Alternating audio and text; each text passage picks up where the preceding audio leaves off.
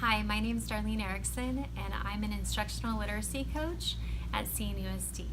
So I have the pleasure of working with our wonderful teachers and students across our district. Today, I'm going to read to you this book, Thank You Amu, by Oge Mora. This book has received 2 awards. One is the Caldecott Honor Award for its beautiful illustrations, and the second one is the Coretta Scott King Award, which is given to outstanding African American artists and illustrators who have demonstrated an appreciation for the African American culture and universal human values. And this book is special to me because it reminds me of a dear friend and colleague, George Giorgetti, who's retiring this year. And for those of you that have had the pleasure of knowing him, he's just one of the most generous human beings you will ever meet. On the corner of 1st Street and Long Street, on the very top floor, Amu is cooking a thick red stew in a big fat pot for a nice evening meal. She seasoned and stirred it and took a small taste. "What a delicious stew," Amu said. "Tonight's dinner will surely be the best I have ever had." With that, Amu put down her spoon and went to read a book before supper. As the thick red stew simmered on the stove, its scrumptious scent wafted out the window and out the door, down the hall, toward the street, and around the block until, knock, someone was at the door. When Amu opened it, she saw a little boy. "Little boy," Amu exclaimed, "what brings you to my home?" "I was playing with my race car down the hall when I smelled the most delicious smell," the little boy replied. "What is it?"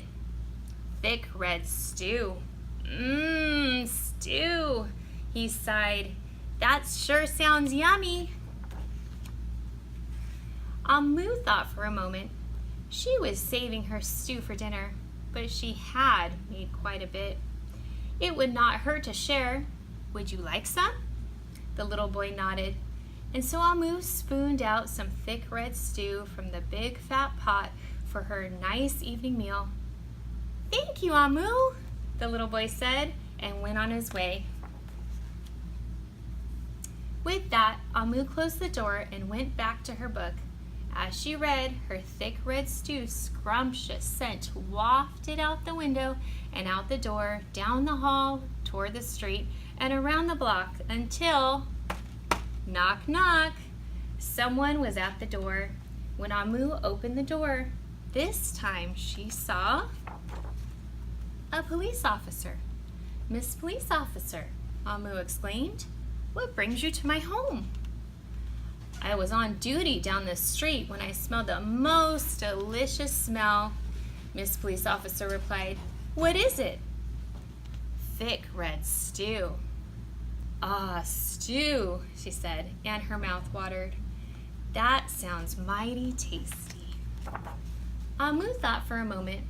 There was still enough to share. "Would you like some?" The police officer nodded.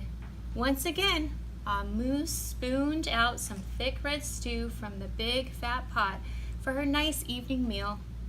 "Thank you, Amu," the officer said, and went on her way. And so for the second time, Amu closed the door and went back to her book. Sure enough, as she read, her thick red stew's scrumptious scent wafted out the window and out the door, down the hall toward the street, and around the block until, knock, knock, knock. Again, someone was at Amu's door.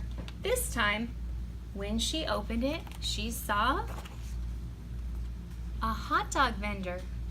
"Mr. Hot Dog Vendor," Amu exclaimed, "what brings you to my home?" "I was selling my hot dogs down the block when I smelled the most delicious smell," Mr. Hot Dog Vendor replied. "What is it?" "Thick red stew." "Ah, stew." The vendor licked his lips. "That sounds quite delectable." So Amu spooned out some thick red stew from the big fat pot for her nice evening meal. "Thank you, Amu," the hot dog vendor said, and went on his way. Throughout the day, people from across the neighborhood knocked on Amu's door. She fed a shop owner, a cab driver, a doctor, an actor, a lawyer, a dancer, a baker, an artist, a singer, an athlete, a bus driver, a construction worker. Even the mayor stopped by. Soon the sky darkened, the streetlights brightened, and it was finally time for dinner. But when Amu opened her big fat pot of thick red stew for her nice evening meal, it was empty. Amu sniffled. There goes the best dinner I ever had. Sorry and blue, she sat at the table with her empty pot until knock, knock, knock, knock, knock. Who could that be? Amu wondered. When she opened the door, she saw the little boy, the police officer, the hot dog vendor, the shop owner, the cab driver, the doctor, the actor, the lawyer, the dancer, the baker. Why, everyone she fed today was at her door. I'm sorry, everyone, Amu sighed. My thick red stew is all gone. I have nothing left to share. The little boy tugged at Amu's sleeve. Don't worry, Amu.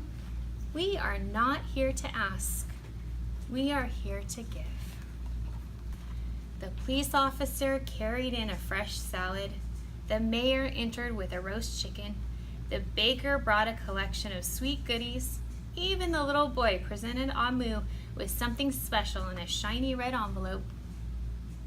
Everyone who had knocked on Amu's door that day squeezed inside her tiny apartment, and together they ate, danced, and celebrated. While Amu's big fat pot of thick red stew was empty, her heart was full of happiness and love. That dinner was the best she had ever had. Thank you, Amu. I hope you enjoyed this book. It's one of my favorites because it really demonstrates how generosity can just spread, and how you can really value those people around you that just give so much, like my friend George. So this book inspires me to take time to appreciate those people around me and be more generous and giving in my life. So we'd love to hear from you. How does this book inspire you? If you want to comment below or use the hashtag on Twitter, CNUSD Reads, we'd love to hear from you.